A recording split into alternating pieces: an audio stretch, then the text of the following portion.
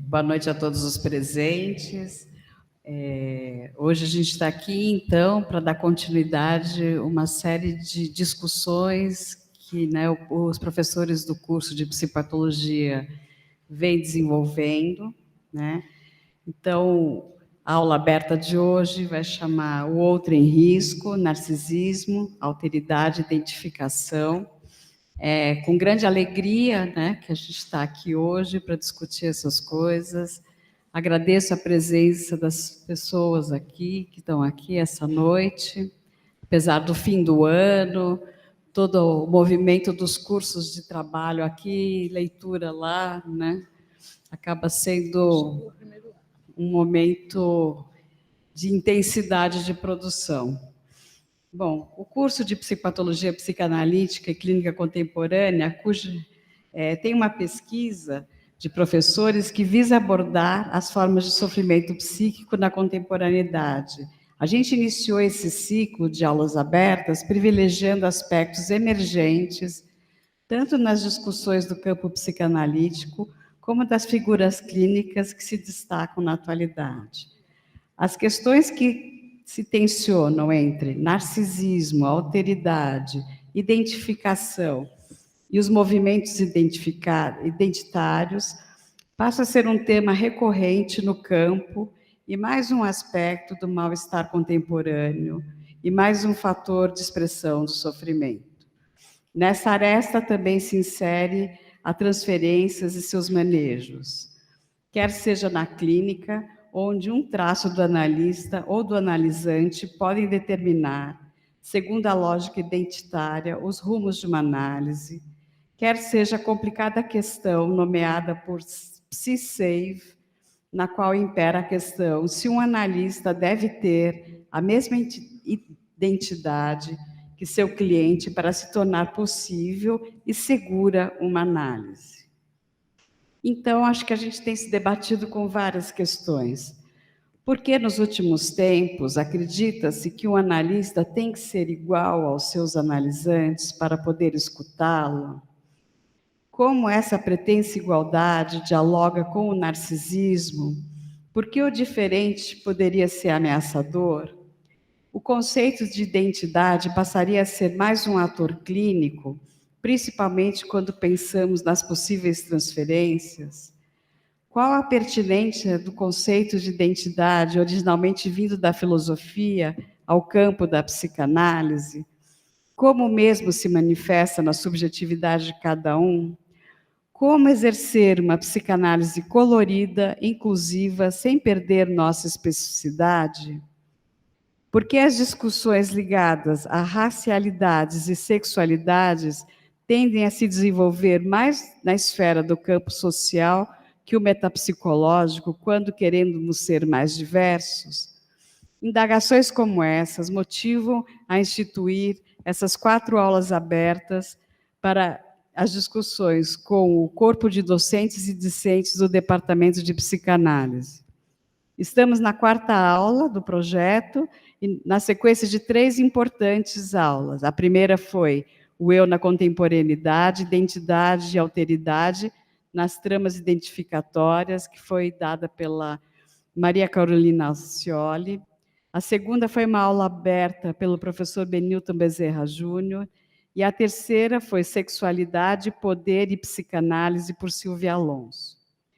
Dentro do nosso projeto pedagógico e dando prosseguimento, então, os professores do curso avaliaram ser importante aprofundar o debate entre as importantes questões já mobilizadas pelas aulas anteriores. Para tanto, os professores Mara Selaib, Marcelo Soares e Roberta Ked estarão trazendo algumas reflexões para essa plateia poder seguir nesse debate. Então, a Mara Selaib é membro do Departamento de Psicanálise, professora do curso de Psicopatologia e Clínica Contemporânea, no exercício da sua coordenação, integrante do grupo de apoio FLAPSI, do departamento, e representante do departamento no comitê editorial da revista Intercâmbio Psicanalítico da FLAPSI. Ela vai nos falar sobre a raiz psíquica do ódio, considerando o desamparo, alteridade e identificação. Marcelo Soares é membro do Departamento de Psicanálise e professor do curso de Psicopatologia Psicanalítica e Clínica Contemporânea. Abordará o intrincamento entre a identidade, ilusão e alteridade. E a Roberta Ked é membro do departamento, também é professora do curso de Psicopatologia Psicanalítica e Clínica Contemporânea e atual representante dele na comissão de cursos do departamento, integrante da coletiva Psicanálise nas Brechas e trabalhará sobre novas perspectivas da identidade no campo psicanalítico. A seguir, eu vou convidar todos a trazerem suas questões para que a gente possa seguir nesse importante debate. Então, bom trabalho para a gente.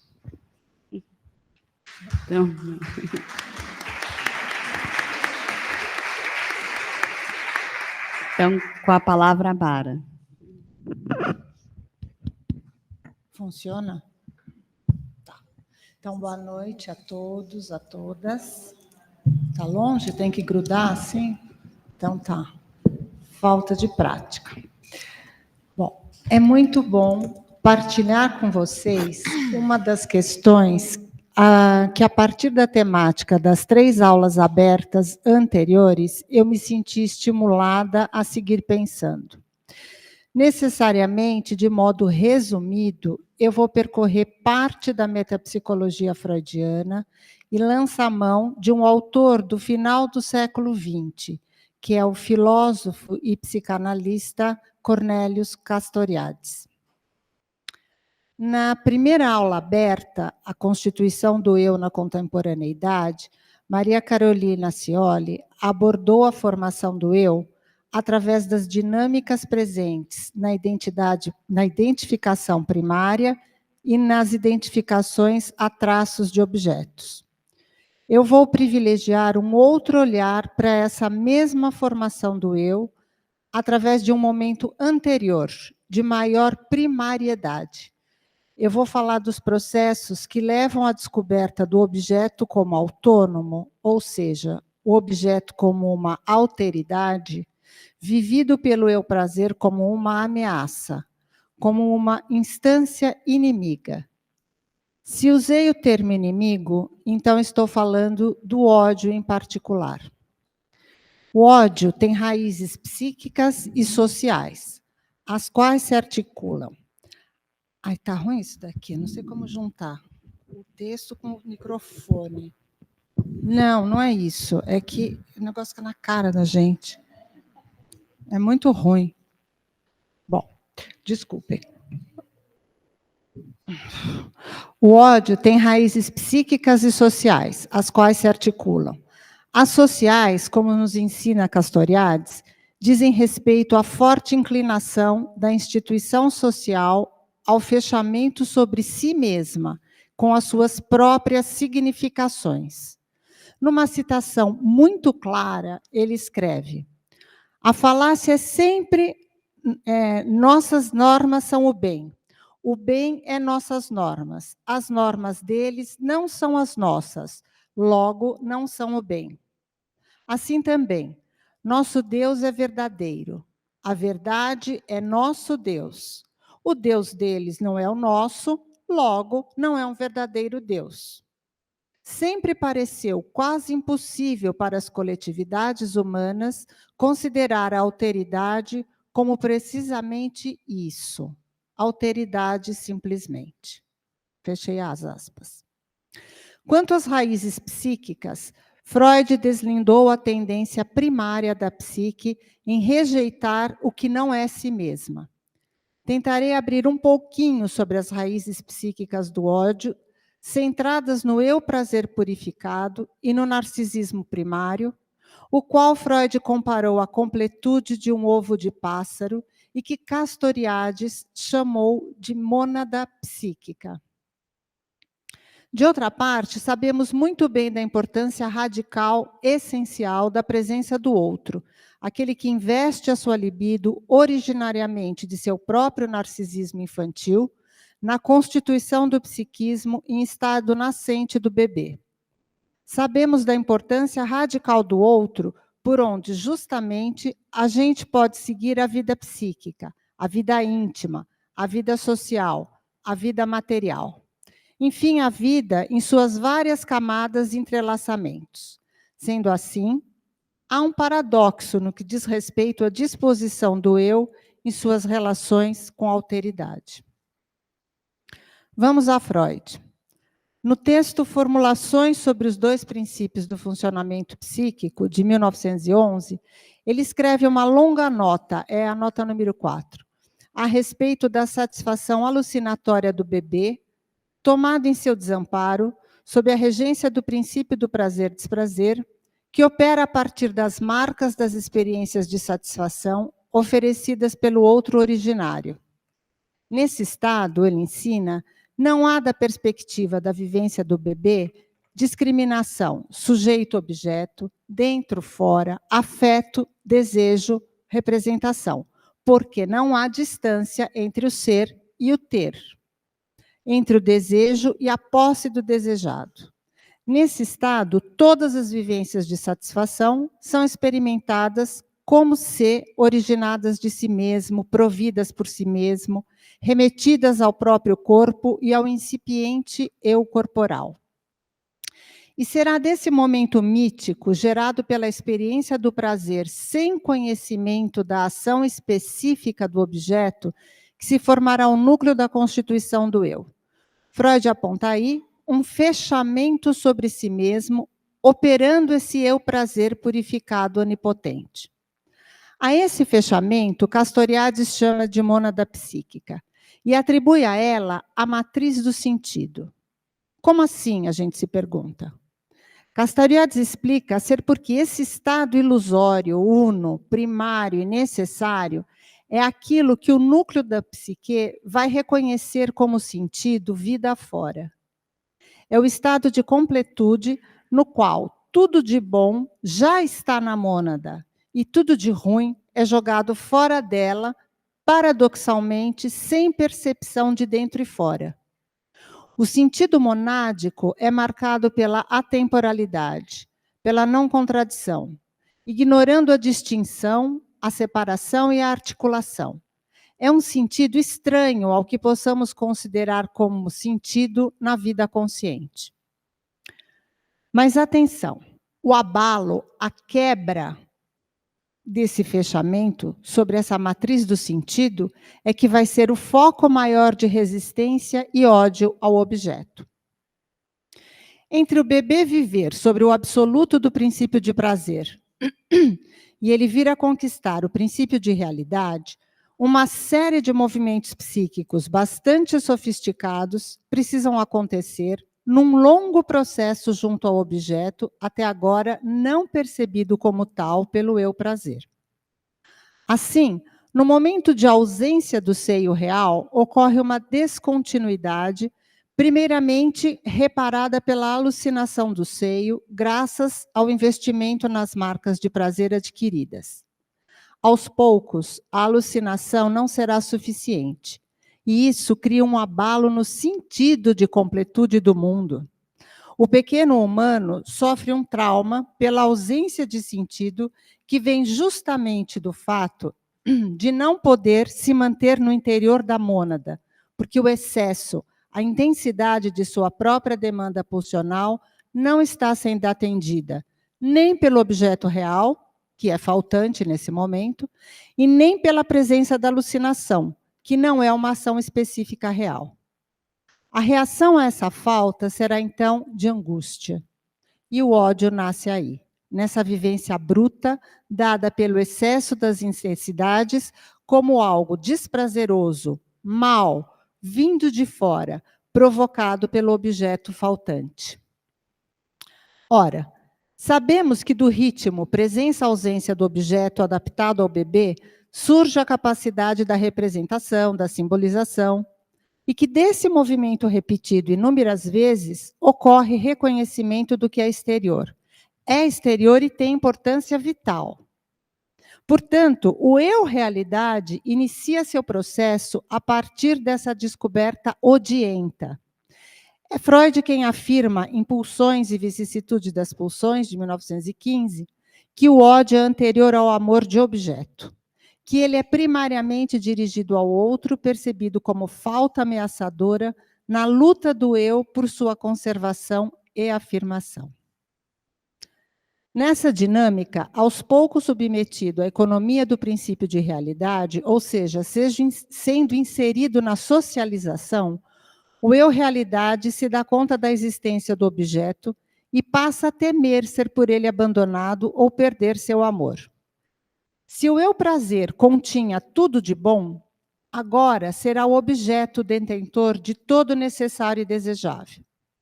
Assim se instaura a ambivalência em relação ao objeto. O ódio e o amor estarão sempre presentes desde então e por toda a vida, ainda que de modo inconsciente. E mais, o ódio atingirá também o próprio eu-realidade, uma vez que esse eu nasce da inclusão à civilização, que implica processos de identificação a outros e as significações dessa civilização. Dessa perspectiva, o eu-realidade é como qualquer outro estranho, de modo que esse eu também é objeto de ambivalência dos afetos, como suporte de parte da transferência do amor de si, o amor narcísico, e como objeto do ódio por ser externo à mônada. Por conta do amor de si, esse ódio ao eu-realidade precisa ser, em parte, projetado sobre a alteridade, pelo risco de o eu não sobreviver a ele. Em parte, esse ódio permanecerá no nó primário, porque a mônada não deixará de existir, tendo sido conquistado o eu-realidade. Esse ódio ao outro permanecerá sempre e, por oposição, um investimento positivo de si fechado sobre si mesmo. Eu sou o bem sou eu, ele não é eu, logo ele não é bem ou é menos do que eu. Ao passar da teoria do ódio relativa ao prazer onipotente da primeira tópica para a mudança de paradigma da segunda tópica, Freud reafirma esse fechamento na oposição entre o narcisismo primário anobjetal e as futuras relações de objeto. Em 1938, fim da obra, em Resultados, Ideias, Problemas, ele escreve a frase: "Eu sou o seio", como se dita pelo recém-nascido e explicitando esse estado de prazer anobjetal. 12 anos antes, em Inibição, Sintoma e Angústia, 1926, o entendimento do desamparo havia sido aprofundado a partir do trauma do nascimento, desorganizador do estado intrauterino, e aqui o bebê reage com uma descarga motora, tentando expulsar esse incômodo originário, ameaçador da própria vida, buscando desesperadamente uma reorganização fisiológica. O psicanalista Daniel Deluya descreve como os investimentos libidinais do objeto no acolhimento do bebê com as ações específicas, carregadas de afeto, palavras e fantasias, restabelecem a cada vez a quietude perdida e vão paulatinamente instalando a pulsionalidade e as condições para a constituição do psiquismo. Nessa dinâmica, a partir da desorganização, reorganização econômica, tantas vezes repetida, é constituída Sua Majestade o bebê. Nas palavras desse autor, a instauração do eu ideal ilusório, onipotente, satisfaz toda a urgência vital e torna o bebê imune a qualquer ferida possível. Essa é a raiz das idealizações, como um modo de negar e desmentir o desconhecido que assola a realidade do desamparo. Não podemos esquecer, a lógica da idealização será sempre lógica do tudo ou nada. Se a matriz do sentido mais íntimo está sustentada na vivência ilusória da completude da mônada psíquica e narcisicamente na constituição do eu ideal, a tendência do eu em retornar ao fechamento na tentativa de evitar ao máximo se defrontar com sua condição de desamparo é como o retorno de um rio a seu curso original. Portanto, podemos afirmar ser impossível eliminar a intolerância, o preconceito em suas formas, porque implicaria ou eliminar a realidade do desamparo ou se tornar imune a ela. Também na mudança de paradigma dos anos 1920, Freud postula a pulsão de morte e sua anterioridade em relação à pulsão de vida, e afirma que para a vida seguir é imprescindível um investimento libidinal interno em parte dessa força de separação, como também a expulsão de outra parte dela, a menor, para fora do organismo na forma de destrutividade. O que leva André Green a dizer, referindo-se à vida psíquica, que toda guerra previne a ameaça de uma guerra civil potencial. Esse sentido matricial buscado até a morte é mítico. Talvez a gente possa considerar esse estado de sentido pleno quando ele é ilusoriamente alcançado na idealização da paixão fusional e também no caso da alienação a um líder ou a uma causa idealizados. Os encontros só ocorrem mesmo com substitutos através de longas cadeias de mediações. Nessa busca permanente dos substitutos de sentido na vida partilhada, reconhecemos a condição inescapável para a identificação. A cada identificação, em parte, o estado uno desejado é buscado, e ainda que sem o sucesso esperado, a busca se renovará da próxima vez. O psicanalista Fernando Ribarri tem uma frase síntese muito boa sobre isso. A identificação é a resposta do aparelho psíquico à falta ou à perda do objeto. A psique insistirá sempre e para sempre em reaver esse sentido perdido e jamais atingido. De outra parte, as identificações instalam substitutos de sentido na vida junto aos outros e junto a coletivos e nações. Então, isso é bem importante. Ao mesmo tempo em que a identificação introduz algo do outro, sem o que a constituição do eu-realidade não se dá, ela é vivida no nível do núcleo originário da psique como retomada do idêntico através da fantasia fusional. Há um desejo de retorno ao estado mítico originário que Freud descreveu como de tranquilidade psíquica, sem perturbação pulsional ou por estímulos externos. Sim, para o bebê, esse estado único é imprescindível, porque dele depende a geração de um espaço de ilusão para sustentar a vida, espaço provedor da capacidade de imaginar e criar. De maneira que o narcisismo primário tem esse caráter importante, gerador da matriz do eu. Contudo, sendo sua natureza paranoica, ele julga o mal como que vem de fora de si e rejeita intolerante a alteridade, a diversidade, a dessemelhança. Todavia, não nos esqueçamos, as relações de objeto, ou seja, com o outro, com o que no mundo nos convoca e com aquilo que criamos, são decisivas para os limites do narcisismo. Elas promovem interferências de duas ordens opostas e complementares. Elas regulam os limites do narcisismo, justamente porque os objetos são irredutíveis, e também fornecem a matéria-prima para as identificações como guardiões indispensáveis da constituição do eu na pertença à civilização. Junto a essa ferida que se forma na quebra do estado de completude imaginária, duas situações se impõem. A busca ininterrupta por restaurar o fechamento na mônada psíquica e, também, a continuidade do processo necessário de abertura para a discriminação entre o não-eu e o eu. Essa dupla função das relações com o mundo alimenta as chances do eu diante da difícil e jamais completamente finalizada tarefa de separação e reconhecimento da alteridade. As identificações restabelecem em certa medida necessária a ilusão imaginária de um centramento do eu.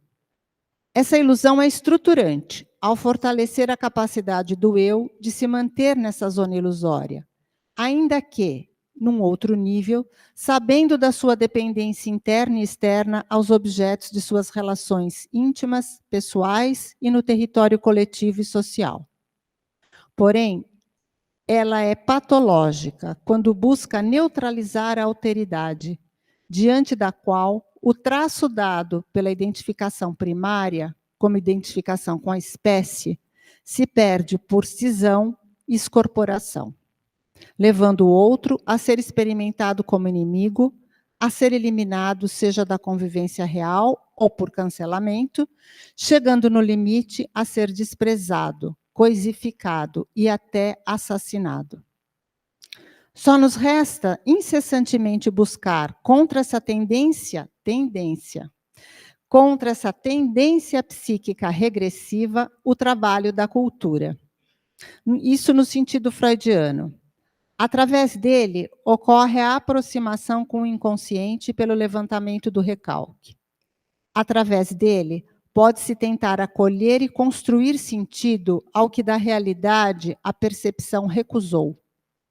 Desse modo, abre-se a possibilidade de virmos a conhecer esse sentido matricial de nós mesmos e representá-lo, pensá-lo, processá-lo em nossas elaborações.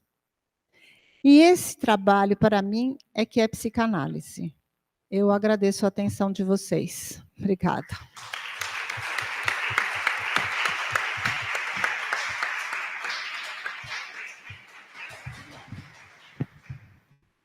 Agora o Marcelo. Alô, boa noite. Dá para ouvir? Mais perto. Bom,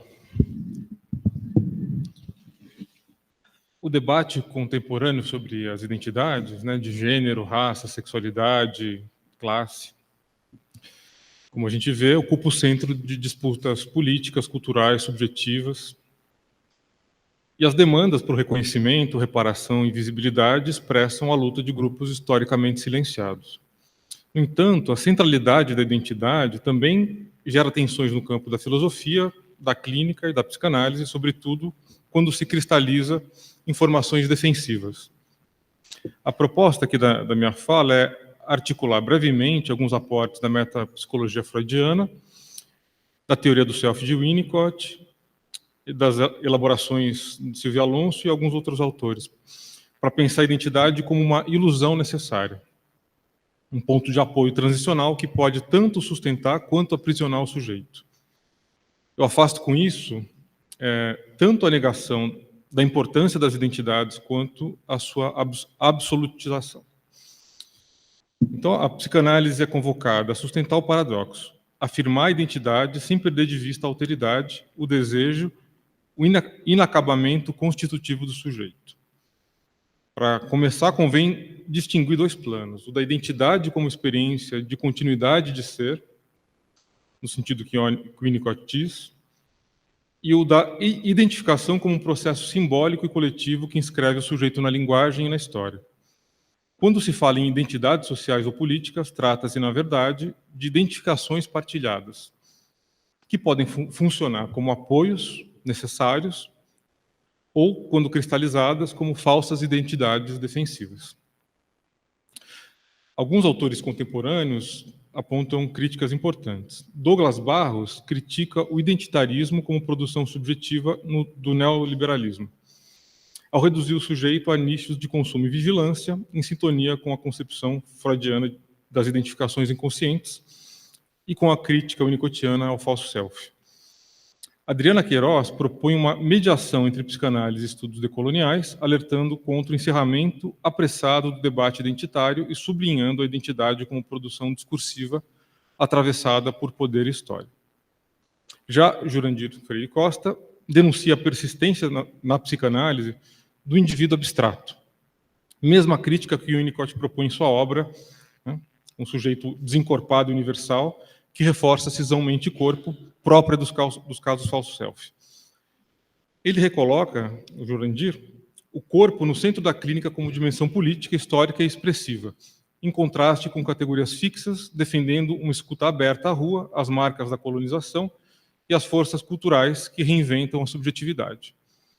Sua proposta inscreve a identidade na dupla dimensão, singularidade psíquica e materialidade cultural dos corpos. Voltando ao Freud, ele nunca concebeu o sujeito como idêntico a si mesmo.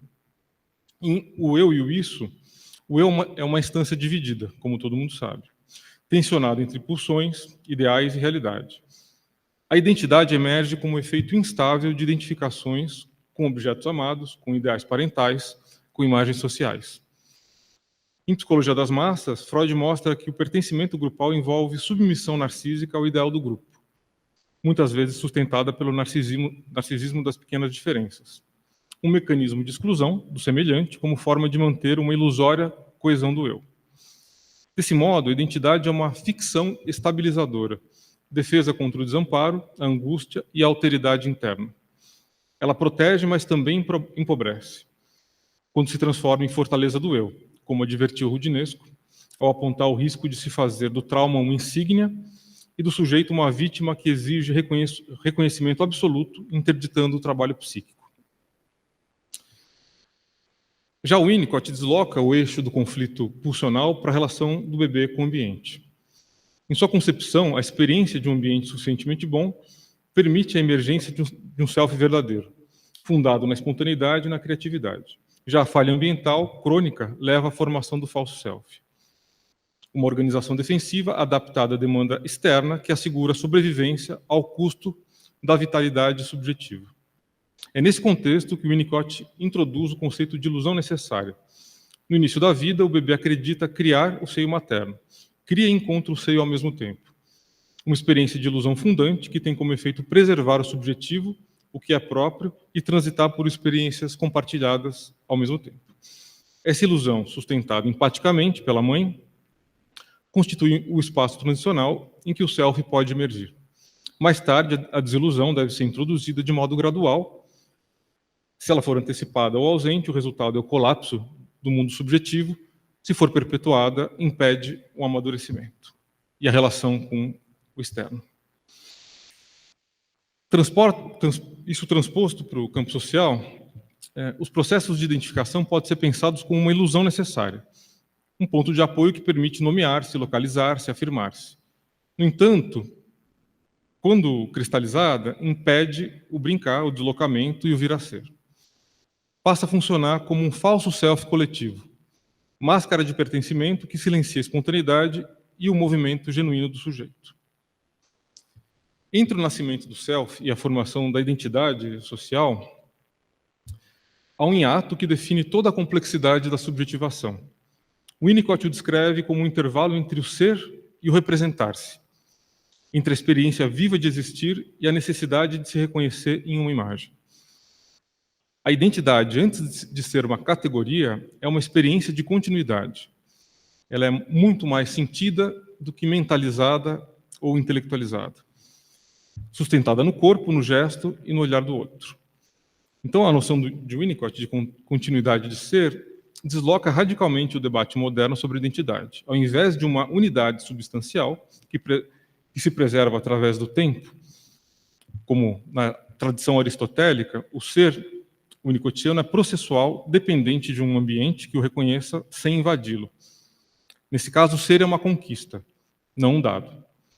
Essa conquista depende de um outro que ofereça o espaço transicional onde o sujeito possa se experimentar como criador, sem perder a ancoragem no real. A identidade, assim, nasce do paradoxo. Só posso ser eu mesmo quando posso depender de alguém sem me dissolver nele. Nesse ponto, a leitura contemporânea de autores como Jurandir ajuda a reposicionar a discussão. A identidade é relacional e histórica, produto de negociações contínuas entre sujeito, linguagem e cultura. O que o Winnicott acrescenta a essa compreensão, essa diferença, é o plano da experiência. Aquela em que um bebê ainda não distingue o eu do outro, mas sente uma continuidade de ser sustentada pela confiabilidade do ambiente. A ruptura precoce dessa continuidade não gera apenas sofrimento, mas um tipo de lacuna ontológica que mais tarde se traduz em necessidade de reconhecimento absoluto. O sujeito passa, então, a buscar fora, nas identidades fixas, nos pertencimentos coletivos, o que deveria ter sido garantido como base do seu existir. Quando o bebê cria o seio e o encontra, ele vive a ilusão de que o mundo é uma extensão da sua própria existência. Essa ilusão fundante é o núcleo da experiência identitária primária. É uma identidade baseada na identificação com o lugar, segundo Winnicott. O lugar psíquico da mãe, espaço em que o sujeito se ancora e do qual poderá progressivamente se separar. Essa teoria da identificação espacial antecipa uma concepção de identidade que não é definicional, mas topológica, o modo de ocupar o mundo e de ser sustentado nele. A identidade, portanto, não é algo que se tem, mas um modo de habitar. O risco da modernidade, sobretudo do neoliberalismo, é transformar essa dimensão relacional em propriedade. As identificações passam a ser tratadas como posse, como signo que garante visibilidade e coerência num mundo que desagrega continuamente os vínculos. Nesse cenário, o sujeito perde contato com o caráter provisório e criativo da sua própria existência. A identidade converte-se em refúgio narcísico, compensando o colapso do pertencimento simbólico. Winnicott oferece uma alternativa clínica e ética para esse impasse. Ao situar o verdadeiro self como aquilo que nunca se comunica totalmente, o autor introduz uma diferença crucial entre ser e mostrar-se. Há no sujeito um núcleo não representável, uma reserva de silêncio que constitui sua singularidade. A identidade, quando saudável, preserva algo desse silêncio. Quando se torna sintoma, o apaga. A tarefa analítica é, então, permitir que o sujeito volte a brincar com a sua própria identidade, não para destruí-la, mas para restituir-lhe o caráter de jogo, de construção transicional entre o dentro e o fora. Essa perspectiva encontra ressonância com a crítica contemporânea de autores como Stuart Hall, que vê a identidade como um ponto de sutura entre o discurso e o sujeito, sempre móvel e contingente. A diferença é que Winnicott antecipa esse pensamento no registro da experiência emocional. Antes de ser discursiva, a sutura é afetiva. O bebê cola-se ao ambiente que o sustenta, e é dessa colagem que nasce a capacidade futura de significar-se. Quando o suporte falha, a colagem se transforma em fixação. O sujeito passa a se definir pela aderência a identificações rígidas, tentando garantir por meio do nome o que perdeu como experiência de ser. A clínica contemporânea revela com frequência essa identidade compensatória.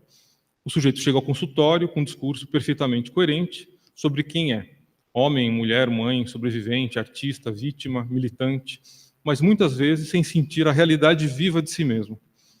Essa cisão entre o nome e o sentir é o correlato moderno da dissociação entre falso e verdadeiro self.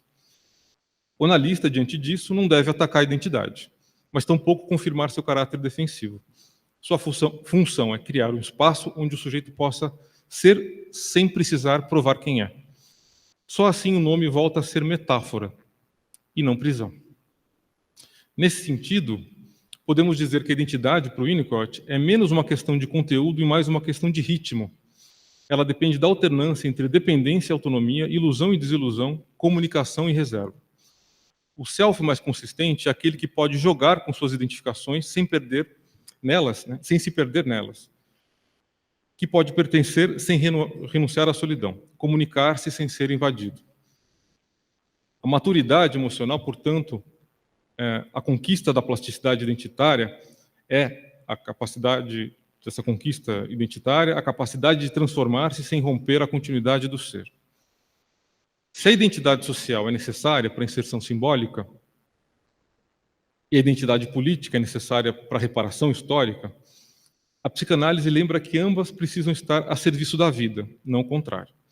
Quando o sujeito se confunde com a sua causa, ou quando o coletivo se fecha em pureza, o campo da ilusão torna-se rígido e a criatividade morre.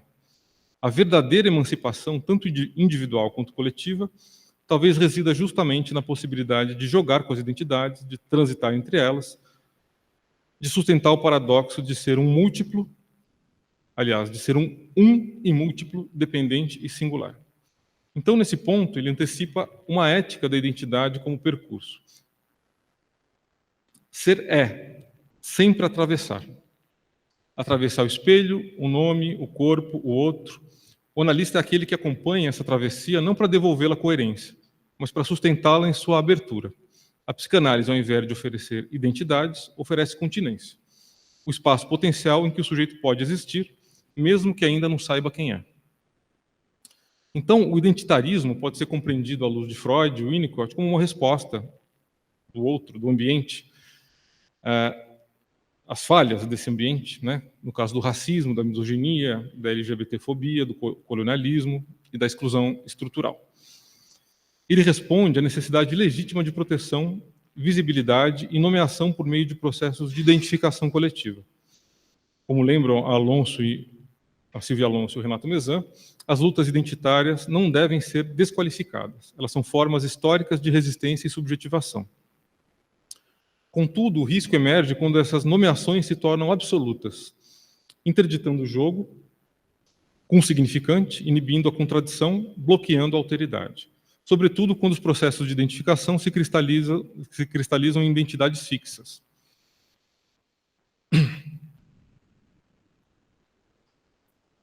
O identitarismo, nesse sentido, pode tornar-se um falso self político, uma forma de sobrevivência que reproduz paradoxalmente a lógica normativa que combate. Silvia alerta para a armadilha de certos discursos que, ao buscarem reconhecimento integral, encerram-se em lógica narcísica e repetitiva. A aula da Silvia, anterior a essa, nesse espaço, articula de forma potente o percurso dos feminismos com a teoria psicanalítica. Ela mostra como os feminismos contemporâneos transformaram as marcas de subalternidade em posições de discurso. Mulheres negras, trans, indígenas, lésbicas, antes silenciadas, passam a nomear-se a partir da diferença. Essa é uma enunciação vital. Ela constitui uma forma de ilusão necessária, uma tática de amarração que ressignifica o trauma e inscreve o sujeito no laço social. No entanto, Silvia também adverte contra o fechamento identitário que impede a potência da alteridade.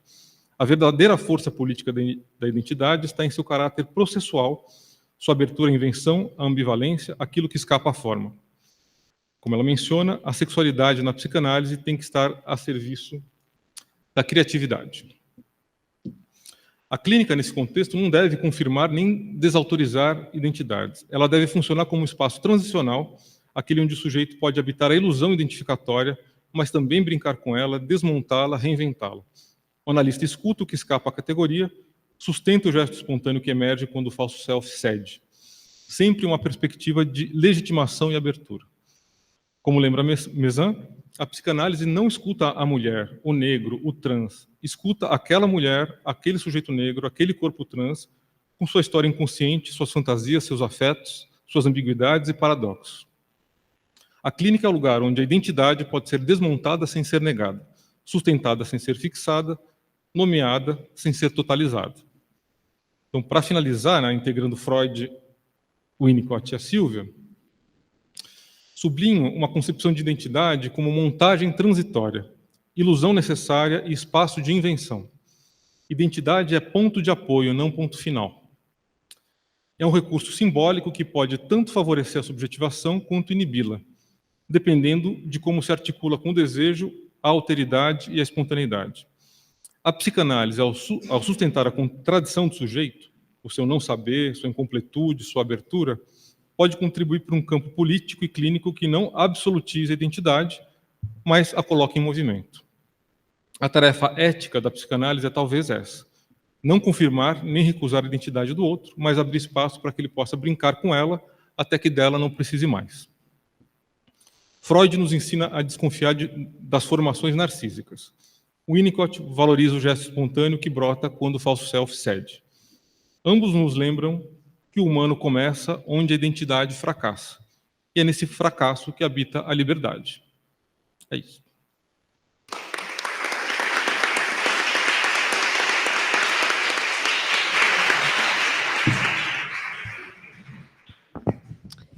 Agora com vocês, a Roberta Kerd.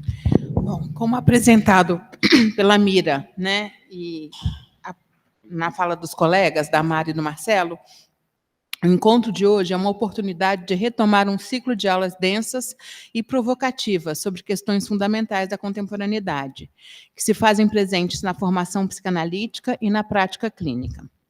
Há pouco mais de um ano, em 24 de setembro passado, tivemos a alegria de receber nesse auditório Benilton Bezerra Júnior para uma necessária discussão sobre identidade, narcisismo e alteridade.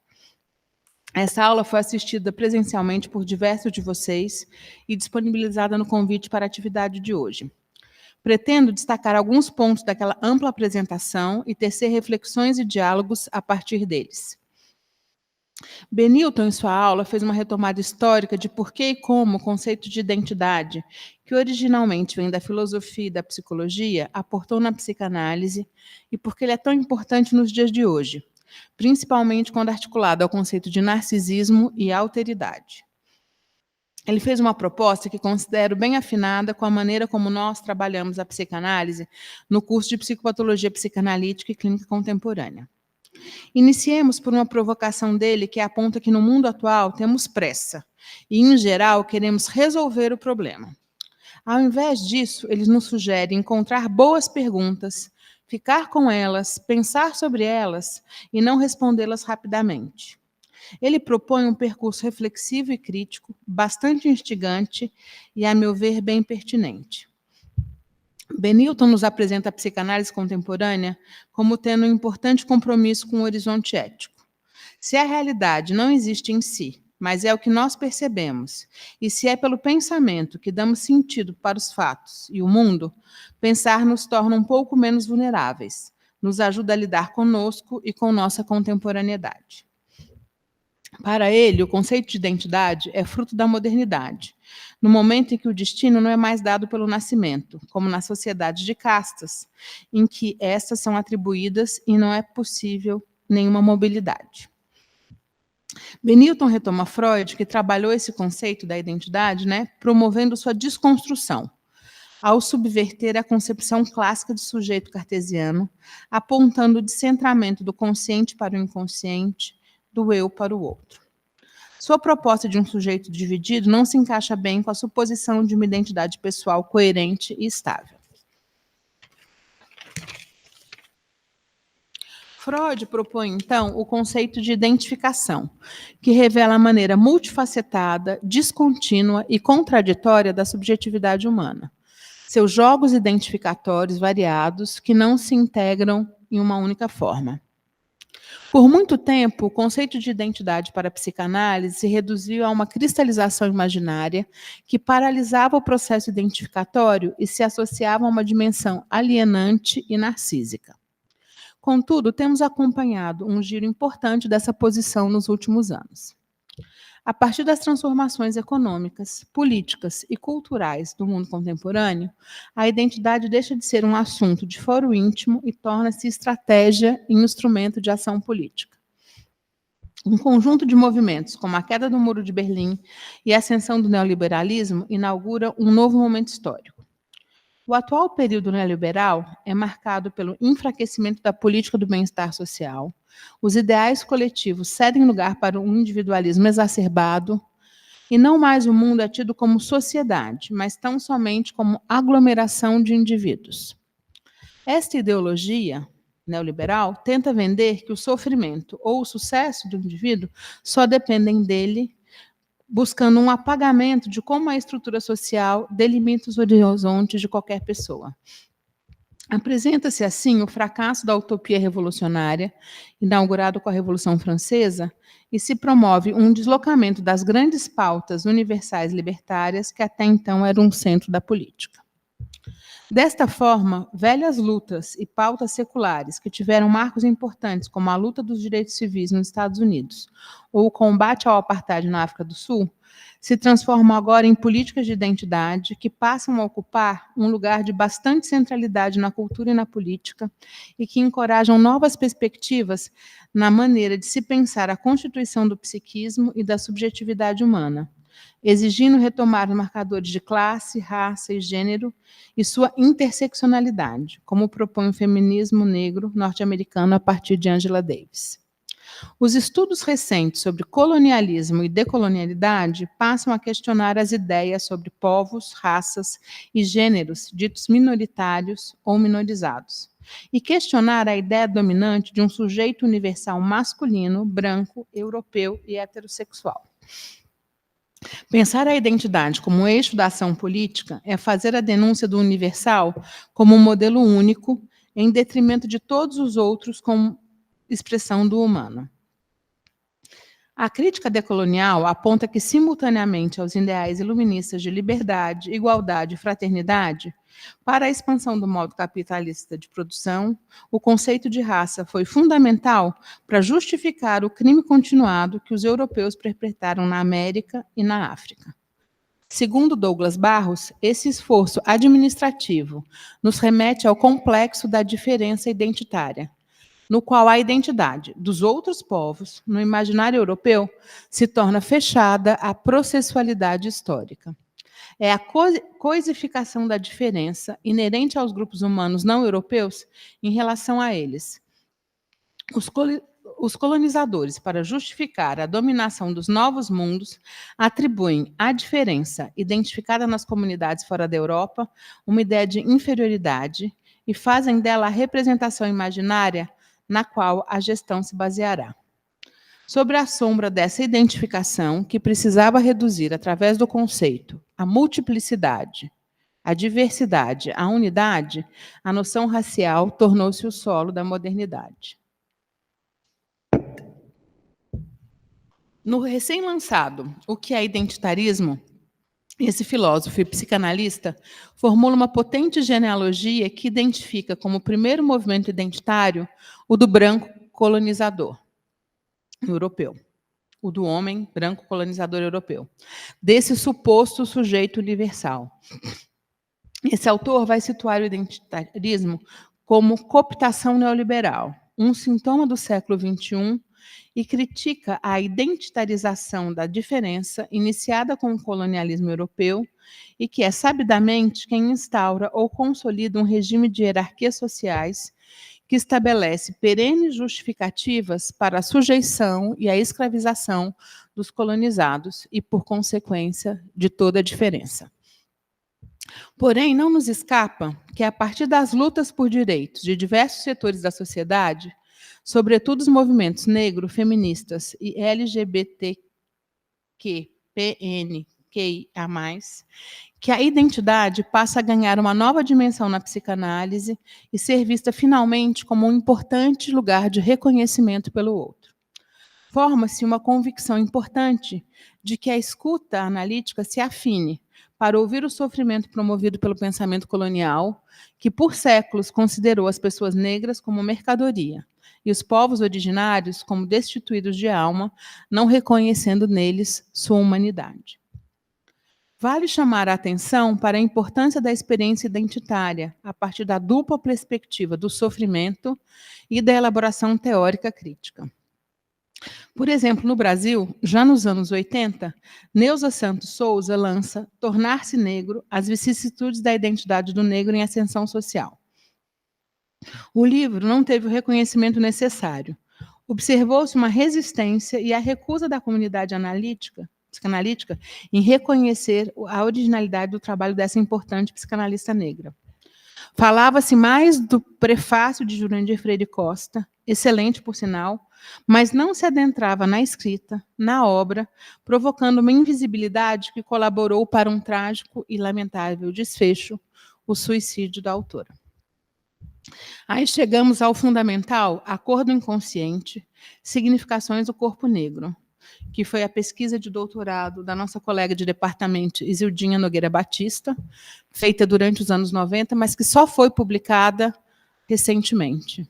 Passaram-se quase 25 anos para essa tese virar livro, né? Onde ela propõe uma metapsicologia original sobre a constituição subjetiva das pessoas negras. Trabalhos como diz Isildinha são fundamentais para o refinamento de nossa escuta. Ela ressalta sempre a importância da clínica e de pensar o sofrimento nesta dupla dimensão, do singular e do coletivo, pois o racismo vai afetar cada sujeito de uma maneira própria. Pergunto-me, estamos lendo suficientemente essas autorias? Nos dedicamos, enquanto campo de estudos, a entender o lugar e a obra daqueles que na nossa sociedade já foram colocados como outros? Será que não continuamos insistindo no sujeito universal, ao qual toda diferença é situada como distanciamento, inintegibilidade? Outro aspecto importante dessa luta política de quebrar com a lógica racializada, ou, segundo Tamir Ayush, racizada, posto que é uma racialização subalternizadora, está no reconhecimento da importância de políticas de reparação e ações afirmativas que garantam o acesso de negros, indígenas, LGBTQIA+, a uma educação e saúde de qualidade, ao ensino superior, às oportunidades de trabalho, à representação política e aos nossos espaços de formação psicanalítica. A discussão sobre branquitude, portanto, continua fundamental. O que é ser branco no Brasil? A cantilena de que a pele não importa e que a exclusão social e nossa iníqua estrutura social é um problema de todos, negros e brancos, e não um perverso legado inaceitável, segue como um muro erguido contra o qual quase não nos insurgimos. É eticamente aceitável deixar sempre em segundo plano tratar-se de um sistema de privilégios, de uma falsa meritocracia, na qual usufruem uns poucos brancos, que concentram poder e riqueza e reproduzem essa desigualdade estrutural em suas práticas e em suas escolhas cotidianas?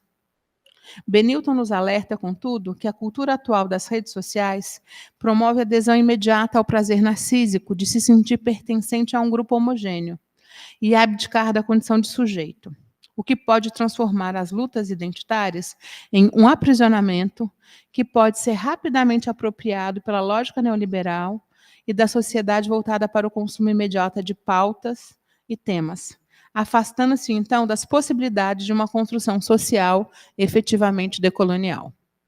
Assim, há o risco de que as lutas identitárias sejam capturadas pelos tensionamentos de um mundo polarizado e percam a condição de trânsito e abertura, que possibilitam o caminho para a alteridade e a atenção às diferenças. Por isso, inspirado por Hannah Arendt, que se dispõe a refletir sobre a própria existência de maneira crítica sobre o próprio pensamento, indica o esforço e a importância de não se cair na polarização e sustentar a crítica e a contradição. E qual a pertinência do conceito de identidade para a psicanálise atualmente, então? Benilton apresenta a identidade hoje como um elemento analítico fundamental, um instrumento a serviço do nosso eixo ético de atuação, de abrir caminhos, de criar dispositivos e pensar palavras. Inventar modos de interação que ampliem a capacidade do sujeito se pensar como sujeito, e que é indissociável de um processo permanente de autoconstrução, da reposição da capacidade do sujeito de se ver como criador de si próprio, que vai buscar o que lhe possibilita seguir criando. Parece-me que essa concepção de identidade proposta por ele se aproxima da que Tamir Ayush propõe como transidentidade e que foi trabalhada pela nossa colega Mara Café em um excelente artigo da revista Percurso, intitulado Identificação e Transidentidade, noções para uma psicanálise intergênero e interracial. Nesse artigo, ela vai nos convidar a pensar sobre as interrogações que a clínica contemporânea nos faz, a partir das transformações do mundo do trabalho e das relações amorosas, que indicam que as posições únicas e estáveis têm se transmudado em múltiplas e provisórias, nos levando a identidades mais afeitas às posições permeáveis e permutáveis, as transidentidades. Ela enfatiza também a importância de se prestar atenção e fazer trabalhar o processo subjetivo e intersubjetivo da racialização na transferência, para que essa última se constitua e opere na condição de uma verdadeira alteridade, alertando que uma análise interracial demanda fortemente de seus agentes uma experiência transidentitária, em que as identidades culturais não se achem violadas, suspensas ou negadas sistematicamente, e sim reconhecidas, livremente expressas, passíveis de serem interpeladas e visitadas, abrindo, por fim, o campo das identificações mútuas, esteio indispensável da transferência.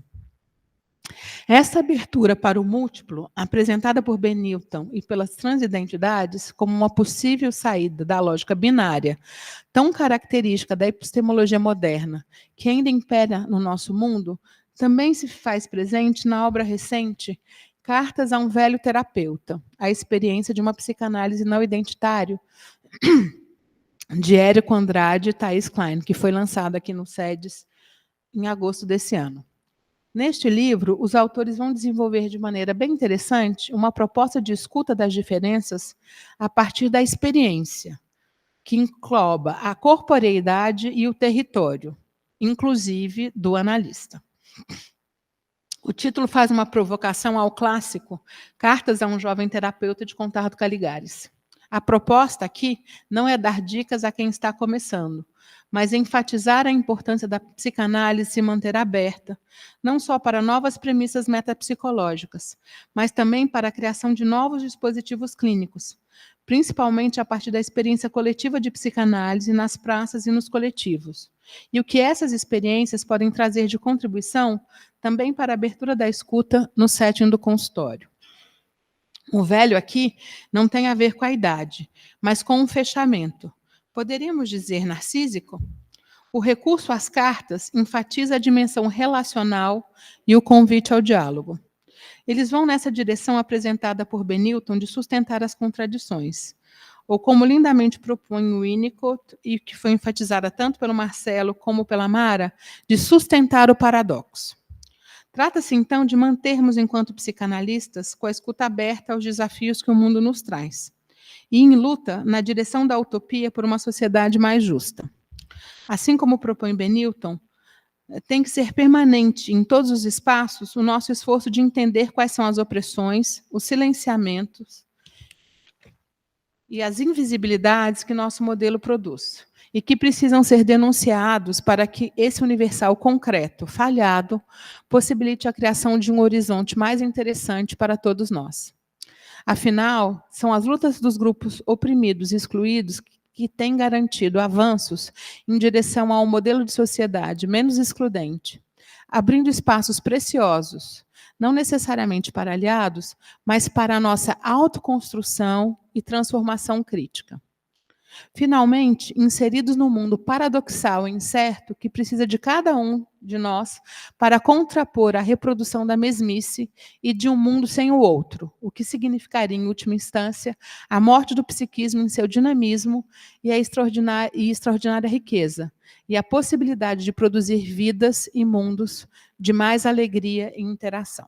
Muito obrigada.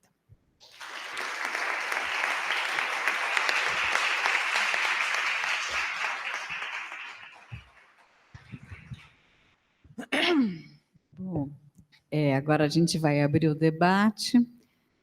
As perguntas são todas muito bem-vindas, para que a gente siga refletindo todas essas questões.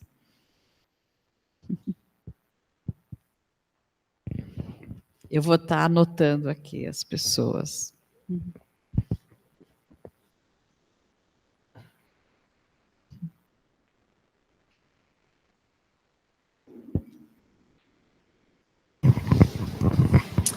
Oi, oi. Eu vou sugerir que as pessoas se apresentem, nem todo mundo sabe quem é, né? De onde é. Dá para ouvir assim? Foi? Oi, eu sou o Daniel, sou psicólogo. Fiz o curso de psicopatologia alguns anos atrás. Muito boas as falas de todos, gostei muito. Mas eu fiquei com uma questão que é: e quando a alteridade não remete a algo negativo, necessariamente, né? Acho que com as ferramentas que vocês trouxeram, do Winnicott, do Freud, a gente tem mesmo esse aspecto que é a identidade como fuga do desamparo, aí o medo, a diferença, o ódio também como forma de defesa. Mas a alteridade também tem um aspecto bom, positivo, até prazeroso, né? A psicose mostra para a gente o que acontece quando a gente não separa da identificação primária e fica sempre no mesmo, né? Quando a identidade é demais, também é ruim, né? E também, assim, trazendo aí a teoria lacaniana, o objeto A, resumidamente, que é o objeto símbolo da alteridade, ele é a causa do desejo também, né? Então, tem algo na alteridade que nos move, que é criativo, né? Que é prazeroso, e algo perigoso na identidade que vocês trouxeram bem, né? Mas, enfim, como é que ficam as propostas de vocês, pensando que a alteridade não é só ruim, né? A alteridade não causa só ódio e desamparo. A gente faz 3 perguntas? Não, tá. Então responde, tudo bem. Quem sabe a plateia vai se aquecendo.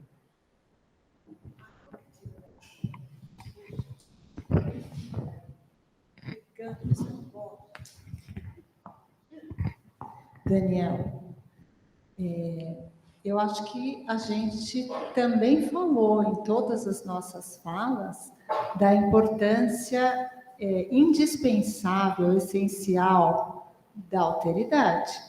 Quer dizer, no caso da proposta que eu trouxe, se a criança não puder sair do espaço monádico, então a gente vai entrar no espaço da psicose, né? Quer dizer, em todas as nossas falas, eu acredito que, unânime isso, a presença da alteridade é a garantia da abertura.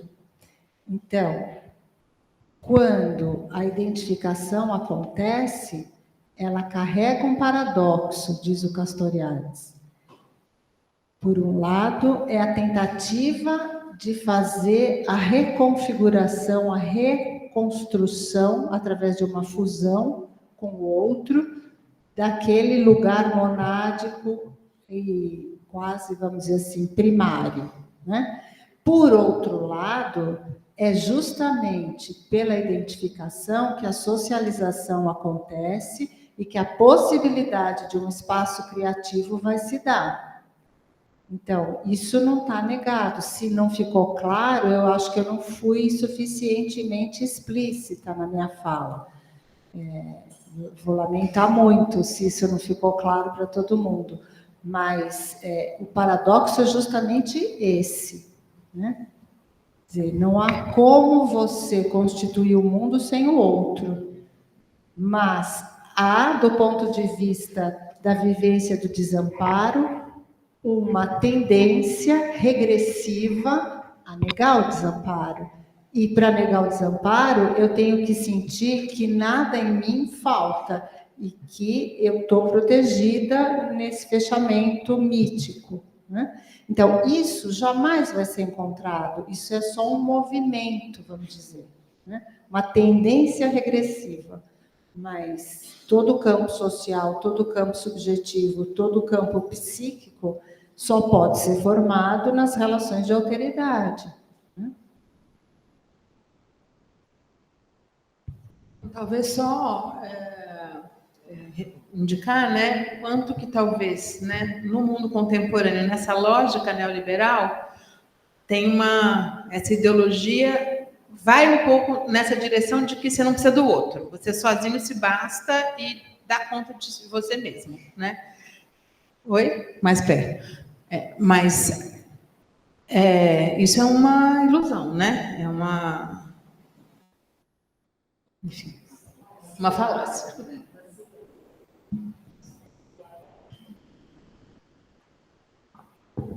Mas eu quero dizer que no que eu trouxe não é uma questão ideológica, é uma questão estrutural do psiquismo. É diferente do que a Roberta está apontando, né? Quer dizer, que o campo social busque fazer disso uma proposta do jeito que a gente conhece, para os fins que a gente já sabe, é uma coisa. O que eu trouxe é que é estruturante do psiquismo, né?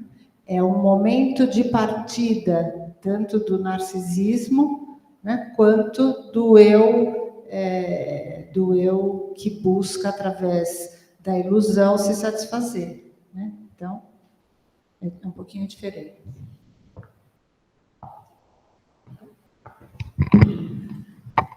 Eu queria só fazer uma observação, Daniel, um pouquinho antes de você falar.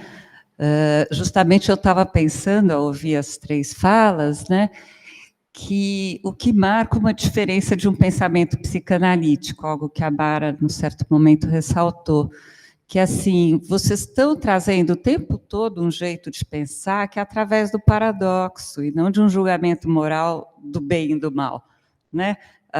Assim como o conceito de alteridade aí, eu acho que ele está sendo apresentado tanto na sua vertente constitutiva, indispensável, quanto na vivência que o sujeito pode ter dessa experiência, né? Então,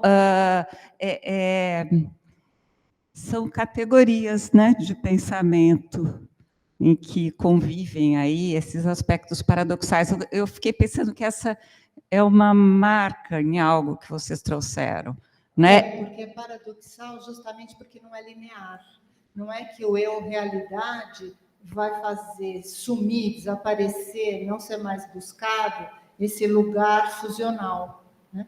Quer dizer, ele é fusional na busca, porque na origem não tem fusão porque não tem dois. Ele é monádico, ele é fechado. E interessante quando o Marcelo fala, por exemplo, da ilusão necessária, né? A gente não está lidando com a categoria do que é bom, do que é ruim, né? Eu acho que é isso que queria aqui sublinhar.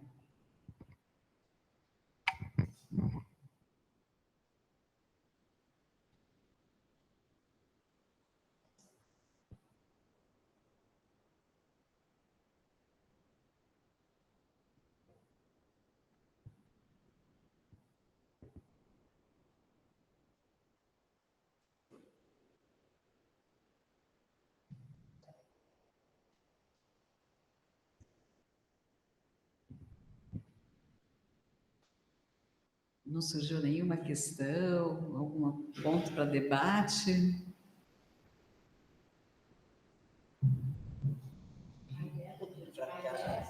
Ter falas que fechassem, né, gente? Mas que abrissem. Então, espero que não tomem o que a gente trouxe como, né, respostas, mas como abertura de campo.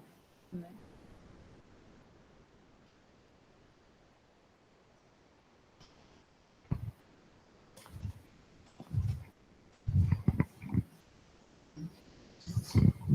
Rafael vai falar. Se apresenta, Rafael. Boa noite, meu nome é Rafael, sou aluno aqui do 2º ano. Fiquei pensando, a partir da fala de vocês, no ódio enquanto intrínseco, né, à constituição psíquica do sujeito, e, portanto, não superável na sua trajetória. Fiquei pensando na ideia também do quanto que o desenvolvimento das sociedades foi acompanhado sempre por algo de uma marca do ódio, assim, seja na luta de classes, seja na disputa, ao mesmo tempo também nas marcas de cooperação e desenvolvimento e tal. E fiquei pensando quais saídas sublimatórias a atualidade coloca para o ódio, assim, se a gente parte do princípio de que ele não é eliminável, como sublimá-lo no contemporâneo.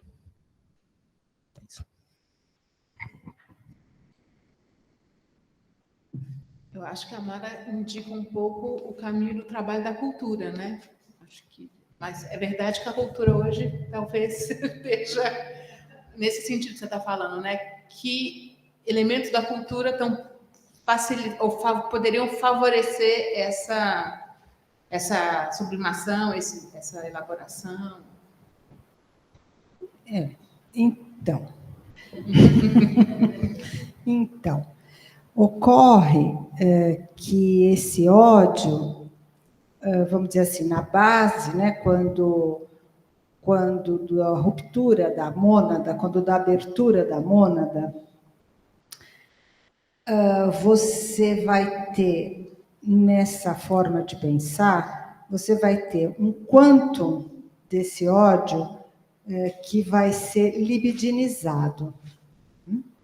E que pode, no campo das sublimações, ele pode ser utilizado em todas as atividades, ou competitivas, ou de trabalho conjunto, ou qualquer coisa que você for necessitar sublimatoriamente, e sublimação neste autor tem uma característica muito aberta, é sublimatória, toda energia usada para qualquer atividade que tenha um reconhecimento, uma função social.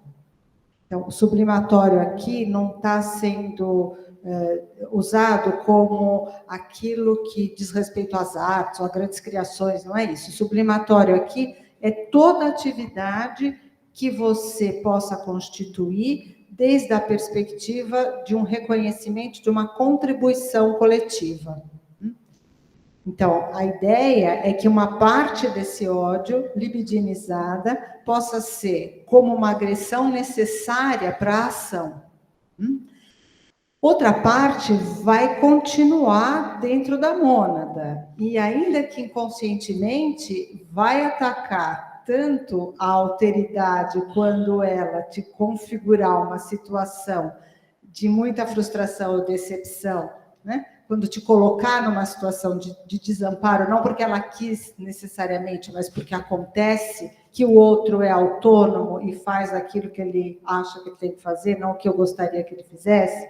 Então, esse ódio pode emergir na situação mais banal cotidiana, como ele pode ficar travado, né? Limitado, vamos dizer assim, no interior da mônada. As atividades sublimatórias, sendo quaisquer umas, resta saber onde cada sujeito vai poder exercer. Então, talvez aí o que a Roberta traz é muito interessante, né? Porque quais são os ideais? A saída do eu ideal passa pelos ideais da cultura. Então, quais são os ideais da cultura que são propostos nesse momento? E aí tem uma questão muito importante no contemporâneo, né? As grandes narrativas não fazem mais sentido. Então, o que é que no coletivo pode engajar e fazer sentido como ideal da cultura que não seja apenas nessa direção de fazer com que o sujeito se torne pacotes de energia disponíveis ao mercado? Pergunta fica, né? O trabalho da cultura implica levantamento de recalque e assunção daquilo que a percepção rejeitou, no sentido de que é isso que faz com que a gente possa transformar os imaginários que a gente tem em relação à cultura.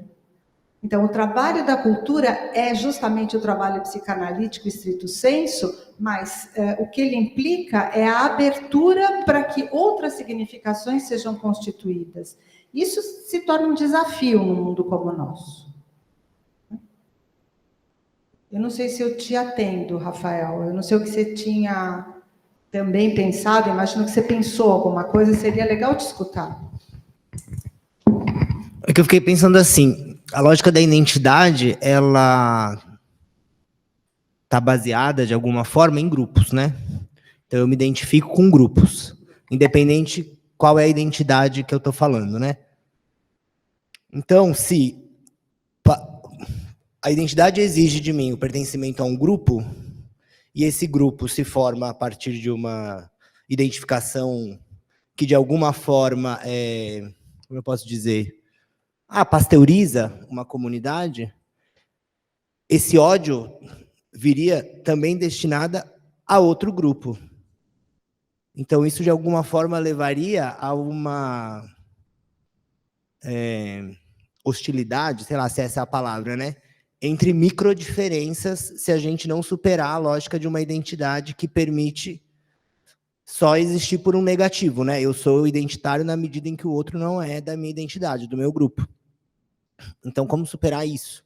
Porque ao mesmo tempo que a gente... O narcisismo das pequenas diferenças. Isso, e que de alguma forma, se o narcisismo é das pequenas diferenças, o ódio também vai existir as pequenas diferenças. Sim, e até como... na fofoca. Né? O Castoriadis diz, tem momentos em que o ódio se espraia na guerra, numa guerra de atrocidades, e tem outros momentos em que ele se espraia insidioso, inclusive na malevolência cotidiana, né? Então, sim, claro, a alteridade está sempre sob o risco do meu ódio. E o interessante é que o eu que se constitui como outro, né? Porque o eu é um outro, diz o Rimbaud, né? Quer dizer, essa miríade de outros que me constituem, para a mônada também é foco do ódio. Muitas vezes é o ódio voltado para si próprio. Quando ele é libidinizado, talvez o eu possa se proteger. Quando ele não está libidinizado e está voltado para si, a gente pode pensar na melancolia. A gente também pode pensar na paranoia contra o outro.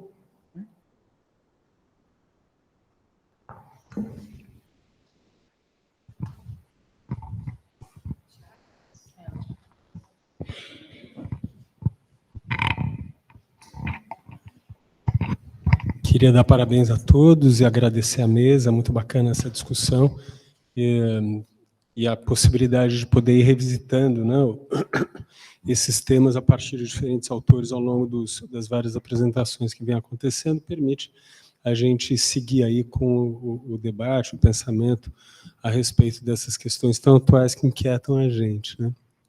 Então, sobre essa questão do ódio inevitável, uma das preocupações que eu tenho se dá por essa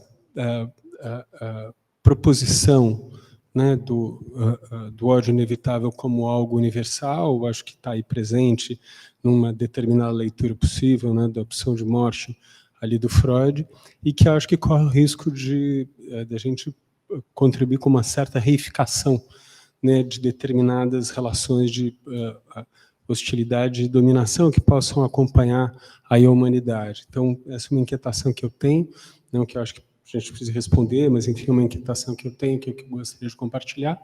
E, por último, queria fazer um comentário, né, achei bastante inspirador e interessante a proposição do Marcelo, perspicaz, no sentido de poder pensar a identidade não como um sim, não como um não, mas numa perspectiva própria do campo psicanalítico. Eu saí daqui da apresentação do Benilton, né, ele se posicionando em favor do identitarismo, muito mais numa perspectiva das lutas e batalhas que a gente vem enfrentando na contemporaneidade, do que de um ponto de vista da nossa teorização e concepção do sujeito nos embates específicos da sua emergência. E achei perspicaz, então, essa proposição do Marcelo, que nos permite pensar a circunscrição do conceito no campo psicanalítico para poder dialogar com esse campo social mais amplo que nos é essencial, né? Então, acho que ali tem um campo de reflexão interessante para a gente, né? E resgata, do ponto de vista lacaniano, né, por exemplo, a potência e importância da dimensão imaginária do que possa ser a identidade, né? Sem dizer, o imaginário não tem peso. Não tem, ele é fundamental, está ali numa concepção winnicottiana, tal como o Marcelo propõe para a gente. Então, agradecer aí o desenvolvimento. Obrigado.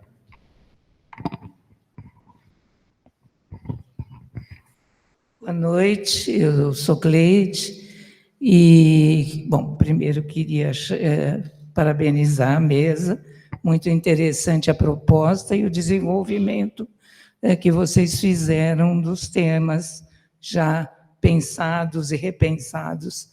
Mas eu queria introduzir como é que a gente pode pensar a guerra das torcidas de futebol. Por quê? O que é isso que se busca? Através de um time no qual eu me identifico, eu viro o time, né? Eu viro um representante ali e com uma perspectiva de pertencimento fortíssimo, né? E com essa ideia de que o outro não é um adversário, é um inimigo, né? Então, pensando um pouco nessas teorizações que foram sendo trazidas, né, desse outro e dessa busca, porque me parece que é complementar, né? Essa busca de estar pertencendo a, e a partir disto tudo aquilo que não é A vira um resto a ser destruído, inclusive, né? Porque a violência nos campos de futebol. Tá? Então, assim, pensando esse fenômeno de massa, porque vocês também têm uma proposta de que o que fazer, né? Nós descrevermos o processo muito bem. Agora, como ser de alguma maneira ativo, porque como o departamento nessas políticas de reparação e tal, estão tratando com um universo bastante restrito, podemos dizer, né? Então, um pouco para já tentar ser criativo ou ampliar essa questão de como pensar e como intervir, se é que tem algum jeito, dessa lógica que é a mesma que vocês descreveram como sendo narcísica, né? E que ganha essa dimensão social. Então, era uma coisa para a gente conversar. A Alessandra estava querendo fazer uma pergunta, ela faz primeiro? Sim. Está mais para um comentário. Bom, sou Alessandra, sou aluna do primeiro ano do Psicopatologia Psicanalítica. Vou falar algumas coisas que reverberaram em mim, né, nas falas todas. Eu entendo assim, né, quer dizer, bom, uma ala da psicanálise rejeita o conceito de identidade, a gente aqui nessa mesa está dizendo, não, um conceito que tem que ser levado em conta na clínica e tal. Ainda assim, me chama muito a atenção quantas vezes eu ouvi a palavra cuidado, atenção, é preciso ter cuidado, precisamos ficar atentos. E quando a Roberta menciona, né, um autor que diz que o primeiro movimento identitário que surgiu foi do homem branco europeu, tananã, essa pequena frase, para mim, ela já coloca toda a discussão em outro lugar. Do meu ponto de vista, esse cuidado, eu falo para mim mesma todo o tempo. E, ao invés de pensar, né, cuidado se o movimento identitário não vai transformar a pessoa, ela não vai ficar aprisionada na vitimização e etc., eu tenho muita dificuldade em pensar dessa forma. Eu penso, cuidado, Alessandra, mulher branca, privilegiada, para você nunca olhar para alguém e tratar como paranoico, e tratar, né? Então, assim, a quantidade de vezes em que a gente fala, ótimo, estamos considerando os movimentos identitários como algo a ser, como uma ferramenta clínica, porém, contudo, cuidado, atenção, eu acho assim, para mim, esse cuidado todo, eu acho que a gente tem que voltar para nós mesmos, assim, na clínica. Acho que na hora que tiver esse monte de cuidados e a gente puder jogar eles fora, né? Por que agora que tem que ter cuidado? Por que não tinha que ter cuidado antes? Por que agora que são esses os movimentos identitários a gente tem que ter tanto cuidado? Não sei, isso é uma coisa que me chama a atenção. Eu não acho que... Deu para entender o que eu estou falando? Tá. Quem começa de vocês?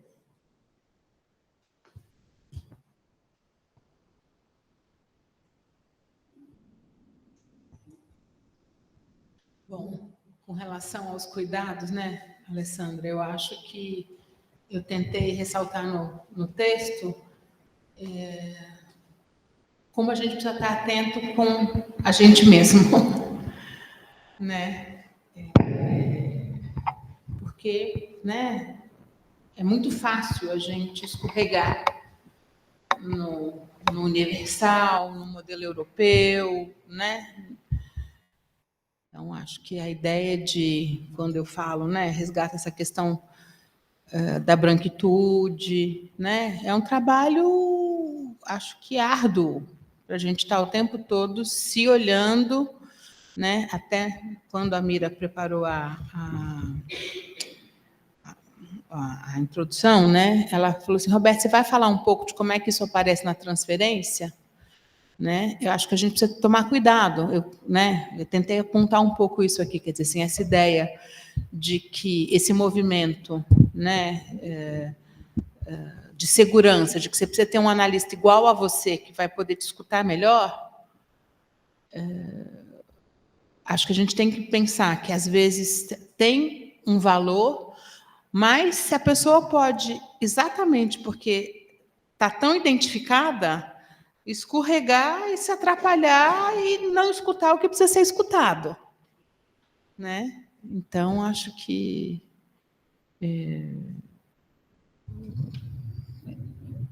nunca é demais cuidado e atenção. Né? Uhum. Cuidado para que esse identitarismo não se cristalize. Eu estava falando, cuidado para que o identitarismo, né, não se cristalize, é desse cuidado que eu estou falando que me chama a atenção. Né?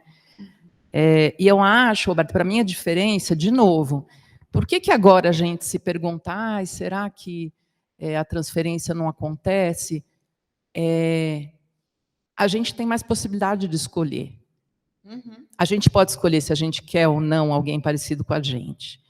E eu acho que tem muita gente que ainda não pode escolher, porque se você olha a proporção de psicanalistas que são formados dentro de grupos identitários, quer dizer, acho que a pessoa também pode, ela precisa ter a liberdade de escolher, que nós temos, não é? Eu acho que, assim, essa é uma questão. Então, uma pessoa trans, o quanto que ela pode escolher ela querer um psicanalista trans? Mais difícil, né? Não? Vezes... Acho que é bem, assim, em termos de quantidade, eu acho que é mais difícil. Então, por isso que eu digo, quando chega na vez do outro, a gente fala, cuidado. Será que a pessoa tem que ter mesmo um analista tão parecido e que... Entendeu? Não sei se está dando para entender o que eu estou falando. Só. Agora, acho interessante que você fala, por exemplo, dessa questão trans, né? A gente tem uma amiga trans. E uma das questões que ela traz, como analista, é que só encaminham para ela os pacientes trans. Será que acham que ela só pode escutar quem é trans? Né? Então, acho que é dos dois lados. Tem a questão da Cleide também, do Tiago. Eu só queria falar uma coisa aqui, Alessandra, né? Que eu citei rapidinho a Rudinesco, né? Que ela dá a mesmo alerta que você, né? Porque é possível tomar o trauma como algo tão sensível que não pode ser questionado, que não pode ser abordado, né? O risco de uma clínica identitária é sacralizar aquilo e não tocar, né? Um possível risco. Frente ao, acho que esse cuidado que os analistas acho que ouvem e falam, né? O analista pode não atravessar o que tem que ser atravessado por conta dessa radicalização do sofrimento, né? Dessa suposição de algo intocável. É um apontamento bom. Ô, Cleide, eu também quero saber essa resposta aí, de como fazer. Mas eu acho que você traz, né, Cleide, um pouco esse lugar da psicanálise, o que a psicanálise pode fazer pelo social, para além do âmbito do consultório, né, ou da clínica. Me pareceu que você está lançando um pouco essa... Eu acho que o nosso lugar é de pensar nessas questões. Marcelo, você quer responder o Tiago antes da Márcia fazer? Eu queria agradecer o comentário do Tiago. Acho que você pegou o que eu quis dizer. Essa proposta. Então, a Márcia fez um sinal assim. O que é, Márcia? A Márcia Ramos ia falar, né? Mas eu queria ouvir o que a Márcia pensou que ela fez assim.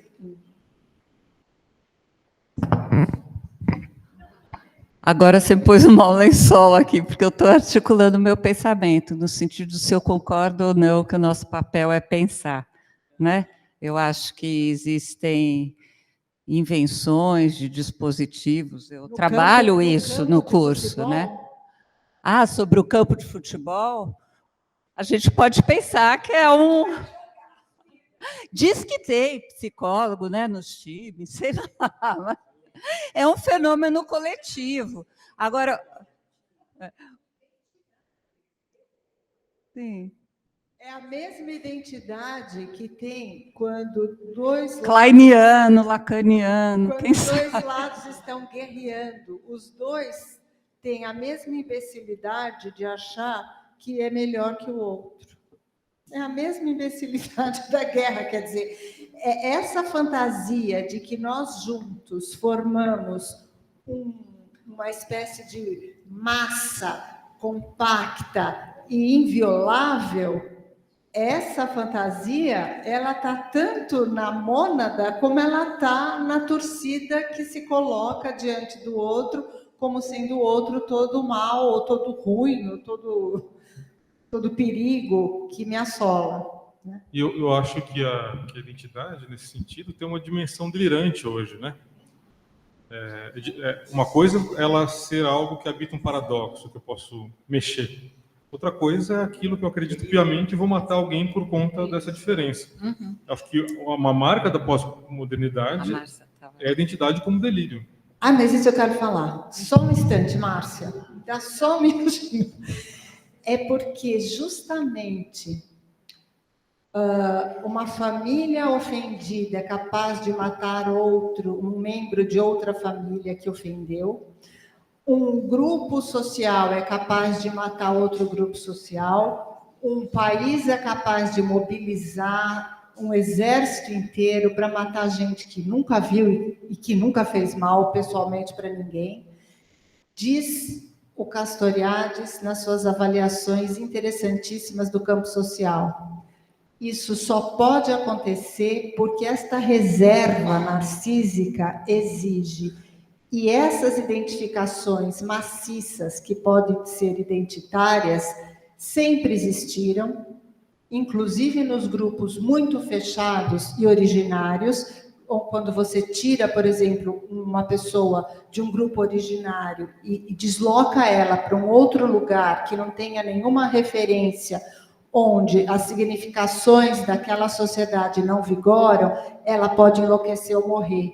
Então, assim, a força desse magma, né, é tamanho que leva qualquer um, né, identificado com a sua família, com o seu clã, com a sua raça, com a sua cor, com qualquer coisa, ou com o seu estado, com a sua nação, a matar o outro. Por quê? Porque justamente constitui essa barreira contra o desamparo. Isso nos grupos e nos coletivos, o que é muito interessante de pensar. Não que seja bacana, que seja assim, mas é muito interessante pensar.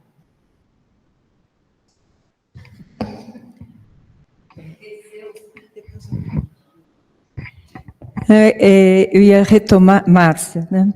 Retomando a fala da Mara mesmo, né? Do ódio como o afeto primeiro, até todo o percurso da sua fala e o momento que você coloca da intolerância como impossível deixar de existir, né? E já nesse momento me remeteu à ideia do narcisismo das pequenas diferenças, né? Mas eu achei de boas perspectivas, né? Quando você remete, eu queria entender até se é o autor a qual você se referiu, se é o Douglas, quando você fala de entender os movimentos sublimatórios de um modo mais amplo. Não. O Castoriadis, tá. Porque me parece que é uma boa expectativa para a gente, porque tem sido muito difícil estar nesse mundo, tudo vira o eu contra eles, né? Nós contra eles e tal. Então, desde o time de futebol, né? Mesmo com amigos super bacanas, basta ser o outro time que joga que eu vou torcer contra, não porque é contra o meu time, não, porque eu não quero que ele ganhe, porque ele é o rival do meu time, e por aí vai, em tantas, né? Então, me pareceu que essa fala, quando indica que algo disto que são os restos dessa agressividade, pode tomar diversos caminhos sublimatórios muito mais amplos. e que, nessa perspectiva, me abre para pensar os identitarismos por aí, porque somente quando eles conseguem dar um rumo para esta luta, para esta forma de se colocar no mundo, para lutar por alguns direitos, né? É um uso dessa energia que resta, não tão resto, mas de uma forma muito de boa expectativa, né? E não colocando os identitarismos naquela linha que alguns autores chegaram a colocar, né? Que isso enfraquece a luta maior quanto à classe socioeconômica, né? A luta de classes. Então, gostei muito de ouvir esse percurso e essa sua colocação. E a todos da mesa, muito obrigada.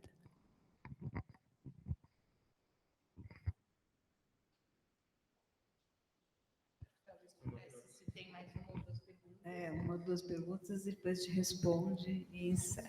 Mas, sim, Cacá. Vou fazer um comentário rapidinho numa coisa que o Thiago falou e que eu também fico pensando, que é como é que a gente vai diferenciando um pouco dentro desses conceitos. Então, sei lá, eu lembrei que o Jurandir fala no livro dele sobre violência, que ele se preocupa em diferenciar a agressividade primária e o ódio primário da violência propriamente dita como uma destrutividade intencional ao outro, né? E ele fica um longo pedaço do livro dele fazendo essa diferenciação, né? Que nem a gente toma cuidado para diferenciar o traumático como registro constitutivo e o trauma como um acontecimento, né, que pode desmontar completamente a subjetividade. Então, são conceitos, pulsão de morte, ódio, né, que você falou isso, eu achei importante também, né, vários autores têm questionado isso hoje em dia, né, como é que a gente opera esses conceitos com esse cuidado, né.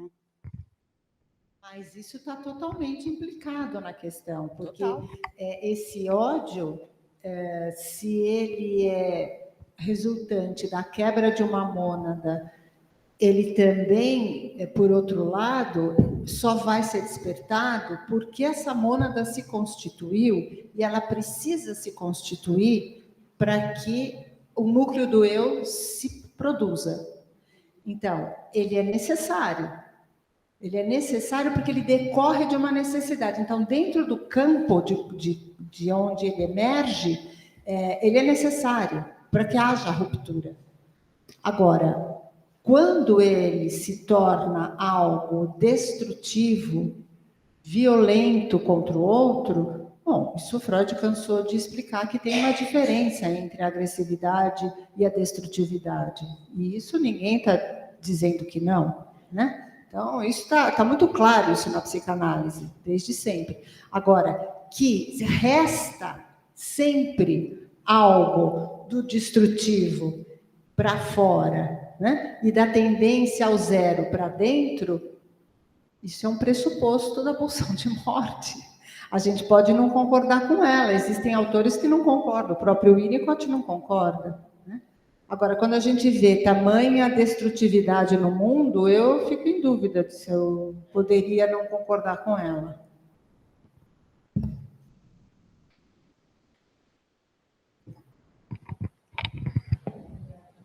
Bom, então a gente encerra. Bom, então, vamos encerrar o evento, a aula.